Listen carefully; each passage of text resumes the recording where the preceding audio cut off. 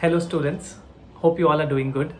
मुझे काफ़ी ज़्यादा कॉल्स आ रहे हैं एंड सबका एक कॉमन क्वेरी आ रहा है रिगार्डिंग सर, जैसे जैसे दिन नज़दीक आ रहे हैं ना एग्जाम्स के, ऐसा लग रहा है कि सर हम सब भूलते जा रहे हैं और कहीं ना कहीं सारा का सारा टॉपिक्स को रिटेन करना बहुत डिफिकल्ट हो रहा है।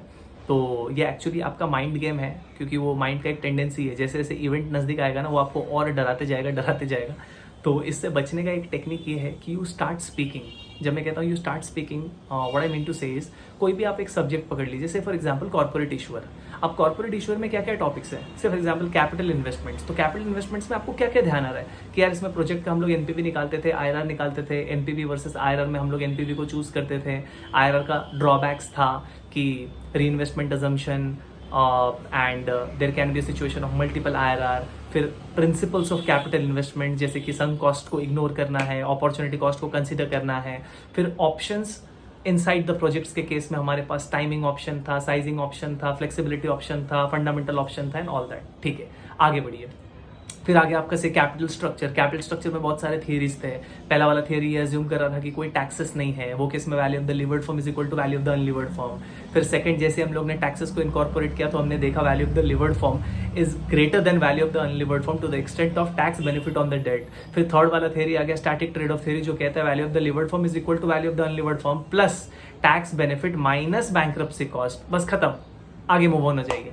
राइट, इस तरीके से आपका कॉन्फिडेंस काफी बिल्ट हो जाएगा एंड आपका स्ट्रेस लेवल बहुत कम हो जाएगा। अब फिर किसी को रिग्रेशन का ध्यान आ गया तो लीनियर रिग्रेशन में सबसे पहले तो यार सपोज अजम्पशंस का बात करें तो आपको क्या अजम्पशंस मोटा मोटी ध्यान में आ रहा है कि यार लीनियर रिग्रेशन में ना मॉडल के रिलेटेड अजम्पशन ये था कि लीनियर रिलेशनशिप होना चाहिए between dependent and independent variable. Second ये था कि जो भी इंडिपेंडेंट वेरिएबल्स है वो रैंडम नहीं होने चाहिए। फिर एरर टर्म के रिलेटेड 4 अजम्पशन थे, जैसे कि एरर टर्म का नॉर्मल डिस्ट्रीब्यूशन, एरर टर्म का मीन 0 होता है, एरर टर्म का वेरिएंस होमोस्केडासिटी और एरर टर्म्स के बीच में कोई भी कोरिलेशन नहीं होना चाहिए, error term should be independent. खत्म।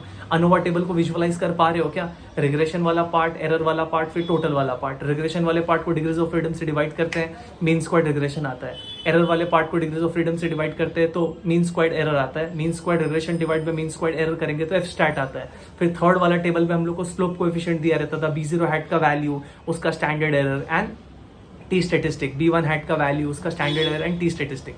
इस तरीके से यू शुड स्टार्ट, 100% नहीं भी बोल पा रहे हो कोई इशू नहीं है। ऐसे हर एक सब्जेक्ट का आप देखना कुछ ना कुछ आप बोल 100% कुछ ना कुछ आप बोल पाते ही रहोगे। राइट, इतना हमने रिवीजन किया है, इतना क्वेश्चन सॉल्व किया, आपने अपने लेवल पे इतना ज्यादा प्रैक्टिस कर रखा हुआ है। राइट, तो ये टाइम स्ट्रेस में आने का नहीं है। तो अननेसेसरी स्ट्रेस को दूर करने का तरीका यही है, कोई भी सब्जेक्ट लो बोलना स्टार्ट करो, हाँ इसमें ये था ये था ये था ये था ये था। राइट, एंड आपका देखना सडनली कॉन्फिडेंस इतना सॉलिड बूस्टअप हो जाएगा कि आपका एफिशिएंसी बढ़ना स्टार्ट हो जाएगा। और ये बहुत इंपॉर्टेंट है लास्ट वीक के टाइम पे। ठीक है, तो मेरे को ऐसा लगा कि ये शेयर कर देना चाहिए, इसलिए मैं ये वीडियो आप सबके साथ शेयर कर रहा हूँ। ठीक है, चलो, थैंक यू।